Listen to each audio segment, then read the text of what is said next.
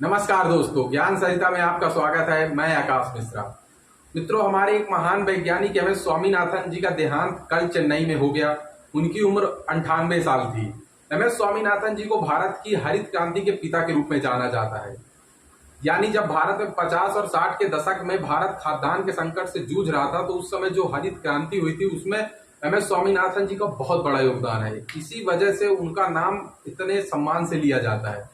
तो आज की इस वीडियो में हम बात करेंगे कि जो हमारे महान वैज्ञानिक एम एस स्वामीनाथन जी थे, ये कौन थे, इनका जीवन परिचय क्या है, इन्होंने भारत की कृषि सुधार में किस तरीके से योगदान दिया, हरित क्रांति को किस तरीके से सफल बनाए। तो इन सभी पहलुओं में आज हम विस्तार से बात करेंगे।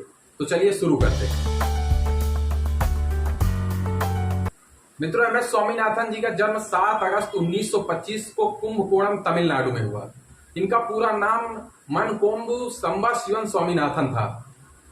जो स्वामीनाथन जी थे, इन्होंने 1943 में अपना स्नातक पूरा किया, बीएससी पूरी की।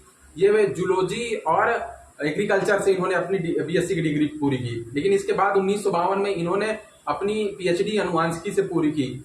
1950 और 60 का दशक जो था, वो भारत के कृषि क्षेत्र के लिए बहुत संकटपूर्ण समय था। उस समय हमारे देश में खाद्यान्न का बहुत संकट था, यानी हमारे देश में अनाज का उत्पादन बहुत कम होता था। और इतना कम उत्पादन होता था कि हमारे देश को अपने देश के लोगों का पेट भरने के लिए बाहर से अनाज का आयात करना पड़ता था, दूसरे देशों से अनाज लाना पड़ता था। हमारे यहाँ अनाज की उत्पादकता भी बहुत कम थी, यानी एक खेत में जो अनाज का उत्पादन होता था उसकी मात्रा भी बहुत कम थी। एक हेक्टेयर में 8 किलोग्राम प्रति हेक्टेयर 8 किलोग्राम अनाज का उत्पादन होता था, यानी एक हेक्टेयर में खाली 8 किलोग्राम अनाज उत्पादित होता था। जबकि आज तो एक हेक्टेयर में कई क्विंटल अनाज का उत्पादन हो जाता है। जो उस समय 1950 और 60 में कृषि क्षेत्र पिछड़ा था, उसका पहला कारण तो ये था कि औपनिवेशिक काल की वजह से अंग्रेजों ने कृषि क्षेत्र में कोई सुधार ही नहीं किया, जिससे कृषि क्षेत्र हमारा पिछड़ गया। दूसरा, हमारी कृषि में आजादी के बाद कृषि क्षेत्र में कोई तकनीकी सुधार नहीं किए गए थे। इस वजह से हमारी जो कृषि थी वो पुरानी पद्धति से ही चली आ रही थी। इसके अलावा जो बुनियादी इंफ्रास्ट्रक्चर है, जैसे कि बिजली, सड़क, तो ये सुविधाएं भी किसानों के पास नहीं थी, जिससे कृषि क्षेत्र में सुधार हो पाए। फिर इसके अलावा अच्छी किस्म के बीज नहीं थे, अच्छी किस्म की खाद नहीं थी। इसके अलावा लोगों के पास, जो किसान थे, उनके पास सिंचाई की अच्छी सुविधा नहीं थी। अपना जो उत्पादन होता था अनाज का, उसको बेचने के लिए अच्छी मंडियां नहीं थी।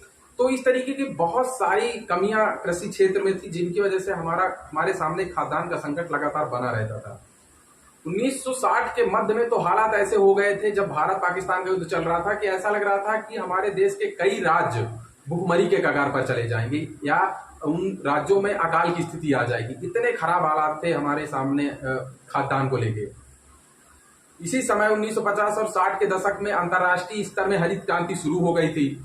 अमेरिका के कृषि वैज्ञानिक नॉर्मन बोरलॉग अंतर्राष्ट्रीय स्तर में हरित क्रांति के जनक कहे जाते हैं। वो हरित क्रांति को बढ़ा रहे थे अंतर्राष्ट्रीय स्तर में, यानी अनाजों के उत्पादन को बढ़ाने में वो तकनीक का सहारा ले रहे थे, जिससे बहुत बड़ा सुधार कृषि क्षेत्र में हो रहा था।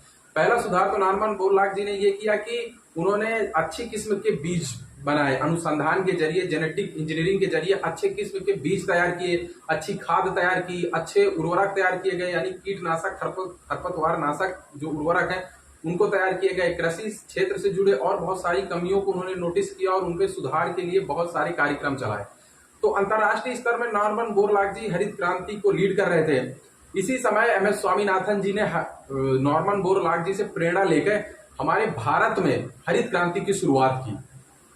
जब एम एस स्वामीनाथन जी ने हरित क्रांति की शुरुआत की, तो उन्होंने कई मसलों पे भारत की कृषि में सुधार किया, जिनके बारे में अब हम एक एक करके बात करते हैं। सबसे पहले जो हमारे कृषि क्षेत्र में सुधार किया एम एस स्वामीनाथन जी ने, वो कि जो हमारे ये जो बीज थे, हमारी फसलों के जो बीज थे, वो बहुत पुराने थे, उनकी उत्पादकता उतनी नहीं थी। तो एम एस स्वामीनाथन जी ने मैक्सिको के जो गेहूं और चावल के बीज थे, उनको जेनेटिकली मॉडिफाइड करके नई किस्म की एक बीज बनाई, जो हमारे देश की जो जलवायु है, जो मिट्टी है, उसके अनुकूल थी। तो इन जरूरतों को ध्यान में रखते हुए अपने देश की मैक्सिको के बीजों को जेनेटिक इंजीनियरिंग के जरिए तैयार किया गया।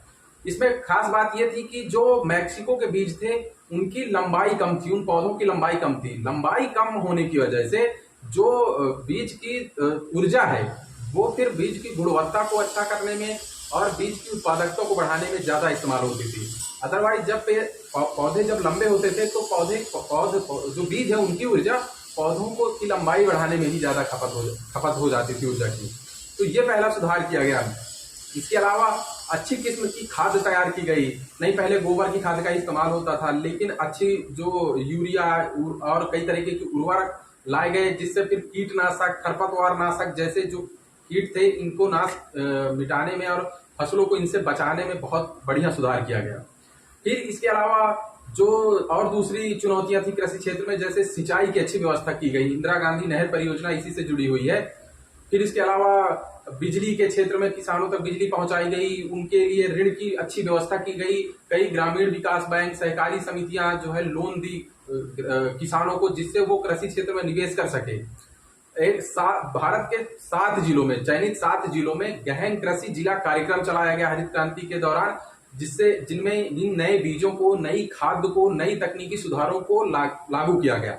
इन 7 जिलों में अच्छा उत्पादन हुआ, अच्छी उत्पादकता हुई, जिसकी वजह से हमारे जो वैज्ञानिक थे, हमारी जो सरकार थी, उसने कृषि के क्षेत्र में फिर हरित क्रांति को पूरे तरीके से लॉन्च कर दिया और पंजाब, हरियाणा कई जगहों में हरित क्रांति को लागू किया गया। इसके बाद देश में अनाज का उत्पादन इतनी तेजी से बढ़ा कि मात्र 25 साल के भीतर भारत खाद्यान्न के मामले में पूरी तरीके से आत्मनिर्भर हो गया। यानी भारत में जो हरित क्रांति के दौरान तकनीकी सुधार किए गए, कृषि क्षेत्र में बुनियादी ढांचे में सुधार किए गए, इन सब का फायदा ये हुआ कि भारत अपने खाद्यान्न के संकट से बाहर निकल आया। भारत में बहुत बड़ा जो संकट खाद्यान्न का था वो दूर हो गया।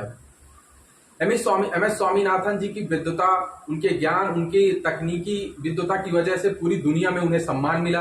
भारत सरकार ने उन्हें 1967 में पद्मश्री, 1971 में पद्म भूषण और 1982 या 81 में उनको पद्म विभूषण से सम्मानित किया गया। दुनिया के विभिन्न अंतर्राष्ट्रीय संस्थानों में उन्हें बहुत सम्मान मिला। लंदन की रॉयल सोसाइटी समेत दुनिया की 14 बड़ी जो वैज्ञानिक परिषदें हैं, उनका मानक सदस्य बनाया गया एम.एस. स्वामीनाथन जी को। दुनिया भर की कई यूनिवर्सिटियों में उन्हें डॉक्टरेट की उपाधि मिली, बहुत सारी जगहों पे उन्हें सम्मान मिला। भारत में जो कृषि अनुसंधान परिषद है उसके वो निदेशक रहे। यानी कुल मिला के एम.एस. स्वामीनाथन की विद्वता की वजह से हमारे देश में तो सुधार आया ही आया, दुनिया ने भी उनकी विद्वता से अपने देश में सुधार के लिए मदद ली। उनका योगदान बहुत बड़ा रहा। और इसके अलावा उनको 3 और बहुत प्रेस्टिजियस अवार्ड मिले, जैसे रेमन मैग्सेसे अवार्ड, इसके अलावा आइंस्टीन वर्ल्ड साइंस पुरस्कार मिला, इसके अलावा अमेरिका का प्रेस्टिजियस टाइलर पुरस्कार मिला। तो इस तरीके के कई पुरस्कार एम.एस. स्वामीनाथन जी को मिले। भारत उस खाद्यान्न के संकट से बाहर निकल आया उनकी बदौलत। तो कुल मिलाकर एम.एस. स्वामीनाथन जी का जो योगदान है भारतीय कृषि के लिए, भारतीय अर्थव्यवस्था के लिए, भारतीय लोगों के लिए, वो अतुलनीय है। इसीलिए जब कल उनका देहांत हुआ तो प्रधानमंत्री नरेंद्र मोदी जी ने भी शोक व्यक्त किया और ये बोला कि उनका जो योगदान रहा, जो उनकी हमारे लिए योगदान रहा, जो उनकी उपलब्धि रही हमारे देश के लिए, वो अतुलनीय है। तो कुल मिला के एम.एस. स्वामीनाथन जी भारत के लिए बहुत बड़े समाज सुधारक, कृषि सुधारक और वैज्ञानिक थे। तो मित्रों, एम.एस. स्वामीनाथन जी के बारे में ये कुछ बातें आपके साथ करनी थी। मुझे उम्मीद है कि एम.एस. स्वामीनाथन के बारे में आपको एक अच्छी जानकारी मिली होगी। और अगर ये वीडियो आपको अच्छा लगा हो तो इसे लाइक कीजिएगा और हमारे चैनल को सब्सक्राइब कीजिएगा। तो चलिए फिर मिलते हैं किसी नए वीडियो में नए टॉपिक के साथ। धन्यवाद।